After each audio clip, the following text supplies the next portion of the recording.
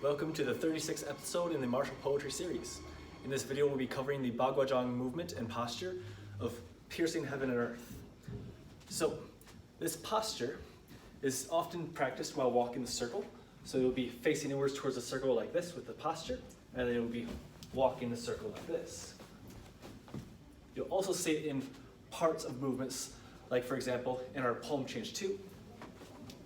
We have mud palms, and then into piercing heaven and earth into the next part of the form. So it's practiced both in movement and in posture. Now, the poetry for it, of piercing heaven and earth, is meant to give a sort of conceptual idea of what we're trying to do with the movement. Of course, we're not literally piercing heaven and earth. That's not what it's meant to do. But it's meant to give like an inspiration for how the movement's supposed to be portrayed and how we're supposed to embody this concept. So with this piercing heaven and earth, literally my arms are drilling upwards and downwards as if I'm trying to like pierce the sky and pierce the earth below me. And because of this visualization conception, the idea of piercing heaven and earth is like I'm intending to go further than where my body is actually at. So even though my hand stops here, it's as if my arm is trying to grow longer to try and drill into the ground beneath me. And same for here, my arm may physically be here, but it's as if I'm trying to reach up further and further. So even though the physicality may stop me here, right, my intention goes beyond where my physical goes. And this changes the leverage of the movement. You'll see in the follow-up applications video that will come in the next 5 episodes, you'll see the applications for this and how this leverage can help with both striking as well as with anti-Chin-I.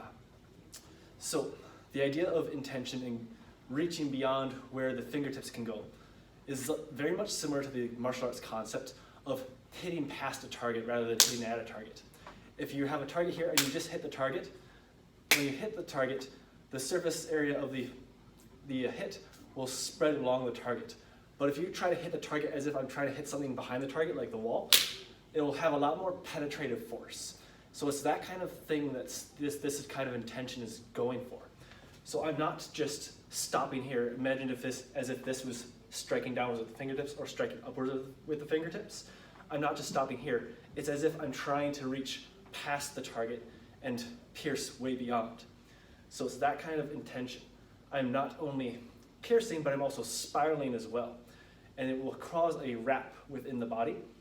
So the internal will be twisted, and then the internal will twist through the arms in these directions. So the bottom hand will have a negative circle, which is where we go thumbs down, and the other one will have a positive circle where we go thumbs up. So we take these and then spiral.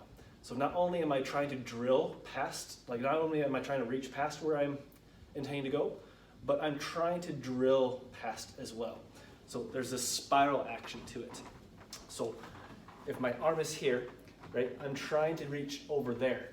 And if my arm is here and I'm twisted to this position, it's as if I'm trying to twist even further into this position perhaps. So even though this is where the physicality ends, I'm trying to twist even further through the method of the internal wrapping. So that's the basic idea. It's about intentionality, reaching beyond where the physical can go, hitting past your target, creating longer leverage. So that's the general idea with this movement of piercing heaven and earth. See you in the next video.